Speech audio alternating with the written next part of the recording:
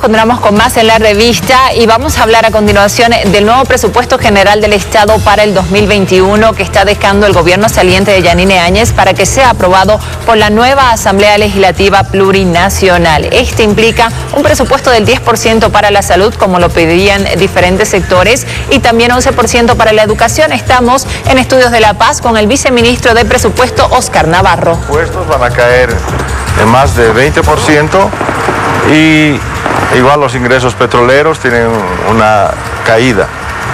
Sin embargo, hemos intentado mantener el nivel de inversión para poder activar la economía en el 2021. Eso significa de que si han caído nuestros ingresos, queremos mantener el nivel de gasto de inversión sobre todo y el gasto inflexible, que es el gasto salarial.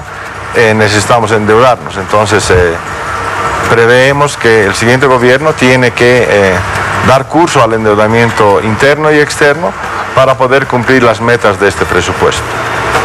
Viceministro, muy buenos días. Gabriel Oviedo lo saluda. También con preguntas a propósito de este 10% que han destinado para la salud. ¿De dónde han tenido que sacar ese porcentaje que faltaba para lograr que llegue al 10%?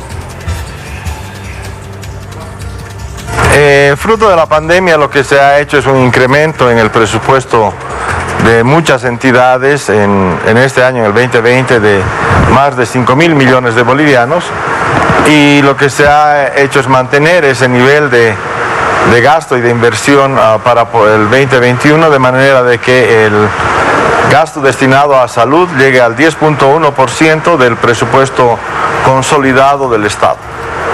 Ahora, viceministro, ¿qué otros sectores tienen un incremento en su presupuesto? Lamentablemente son muy pocos sectores los que tienen incremento.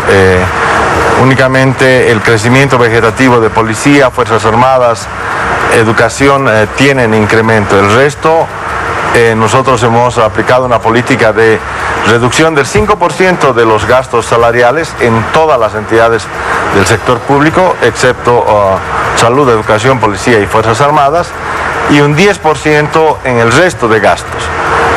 Creemos que el Estado tiene que ser más eficiente, tener menos gasto corriente y destinar al menos 5.000 millones de bolivianos del Tesoro en inversión, y la inversión total del sector público estimada para el 2021 son 3.440 millones de dólares.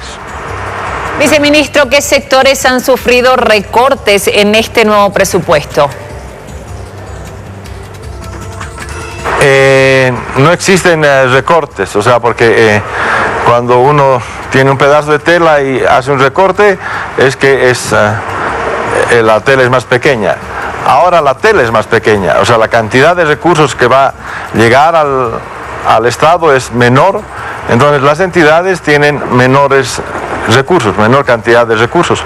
¿Por qué? Porque, como les decía, o sea, caen las recaudaciones. Creemos que el IVE es el impuesto que más se va a afectar en la gestión 2021. El IVE va a caer en 50%.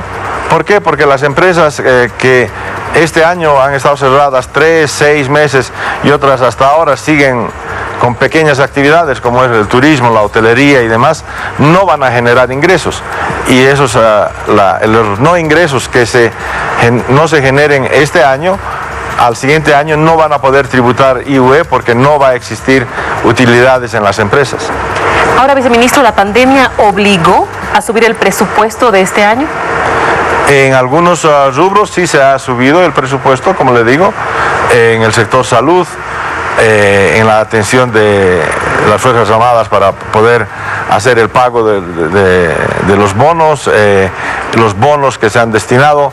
Esos han sido los incrementos, o sea, el bono familia, el bono canasta familiar, el bono universal, nos han obligado a destinar más de 500 millones de dólares al pago de estos bonos porque el gobierno consideró de que mucha gente había perdido la fuente laboral. En Bolivia la gente que se queda en su casa deja de tener ingresos, deja de tener fuente laboral, porque como el 70% de la economía en Bolivia es informal, la gente sale a la calle y ya tiene ingresos, ya vende sus cosas, ya puede lustrar zapatos, ya puede hacer cosas.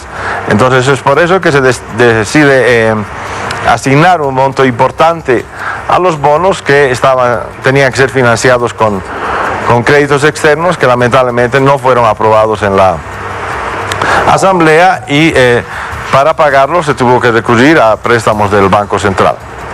Viceministro, y los conflictos de noviembre del 2019 y de agosto del 2020, ¿de qué manera influenciaron en este nuevo presupuesto general del Estado? Son hechos que otra vez paralizan la economía y hacen que no se pueda recaudar impuestos. O sea, en agosto existió un paro como de 20 días en la economía y la gente dejó de consumir. Los impuestos más importantes están vinculados al consumo, por tanto no se recaudan esos 20 días IVA, IT ni nada. Ese es el efecto que se va a tener en la recaudación de este año y en otros casos en la actividad económica que va a incidir en el pago de impuestos para el siguiente año. Viceministro, gracias por acceder a esta entrevista con la revista esta mañana. Buenos días. Gracias a ustedes.